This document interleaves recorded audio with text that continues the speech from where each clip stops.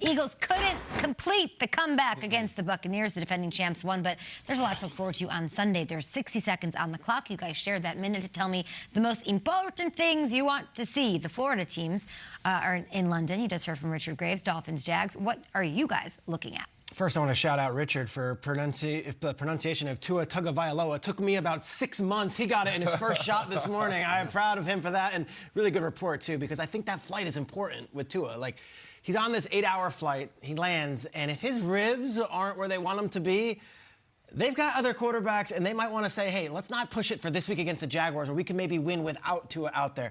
I think the Tua factor is huge, but this team, it is now or never for the Dolphins.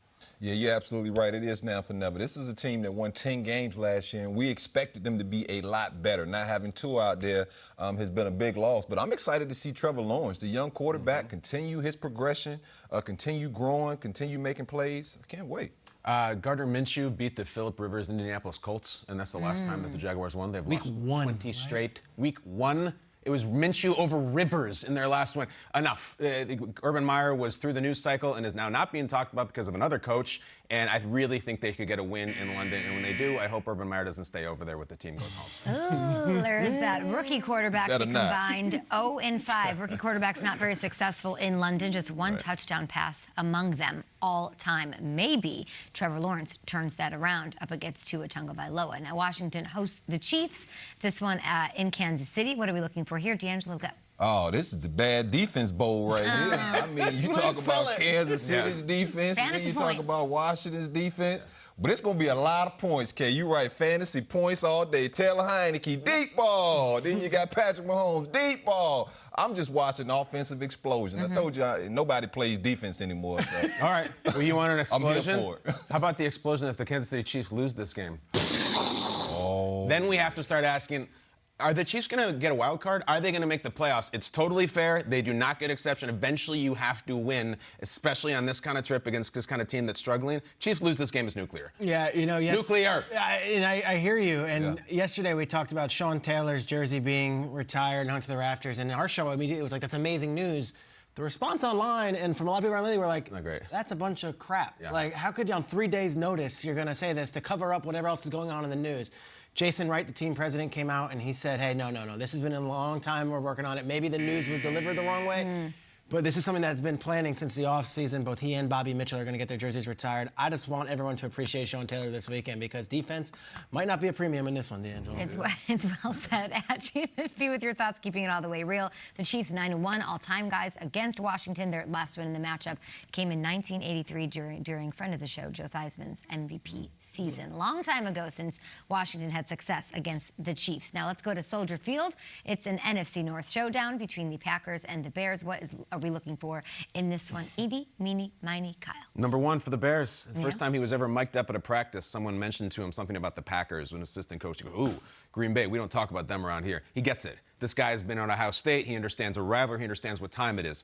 We've seen a lot of Bears quarterbacks who understand what time it is. Trubisky understood it. A lot of guys, but I don't know if Cutler did, but a lot of guys have. It's one thing to understand it's a rivalry and see number 12 in green. It's another thing to beat him. Justin Fields, have a day. Matt Nagy, for God's sake, let him have a day. Khalil Herbert is the running back that I'll be looking for. This is a cool story. Went to Kansas, never really had a career there. His last year, he's like, I'm going to go in the transfer portal. Goes to Virginia Tech, where he has a 1,700-yard season, gets drafted in the 6th round, and now it's Bears-Packers, and it's like Khalil Herbert might be the guy that makes the difference, and finally the Bears getting over the hump with the Packers. Yeah, and my eyes are all over Justin Fields. And not only Justin Fields, but Matt Nagy. I want him to be creative, make things easy for Justin Fields. And Justin, understand that you don't have to make every single play out there. Trust the guys around you. Don't be forcing balls into coverage, because that's a secondary and some safeties that can go get the football. Sure. Packers lead the all-time series 100-94. There are 6 ties in there. And over the last 6 or 7, there have been a lot of one-score games, a lot of close situations, so it could go either way in Chicago on Sunday. Finally, the Chargers trek to Baltimore to face off against the Ravens. What are you looking for, Striggs, in this one? These have been the 2 most exciting teams in the league, I think. Honestly, their games are crazy games that always end up in the final minute. Like, who's going to come out with this one? The Chargers, as a team, have 59 points in the fourth quarter alone this season. The Ravens, they have these miraculous victories. This is one of those, you put the game on, you sit back, don't root for either team if you're neutral, just enjoy the football. Both quarterbacks having breakout years yet again. Brandon Staley having a breakout year, too. He won the week this week with his press conference, remarks about John Gruden and everything.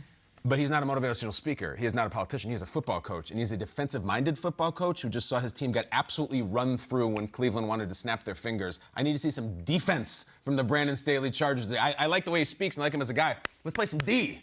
Yeah, and I'm loving these two quarterbacks, too, just like you said. I mean, when you think about the way Justin Herbert's been playing the quarterback position so far, as young as he is, the way that you feel like, wow, he gets it, he understands it, the growth we've been seeing in Lamar Jackson all this season, this is going to be some dynamic quarterback play. Two guys that do it totally different, but it still gets done. Lamar Jackson, 8-0, undefeated, guys, in the month of October in his career. He's never lost in October. Two of my favorite defensive players will be on the field as well. Marlon Humphrey for the Ravens, Derwin James for the Chargers.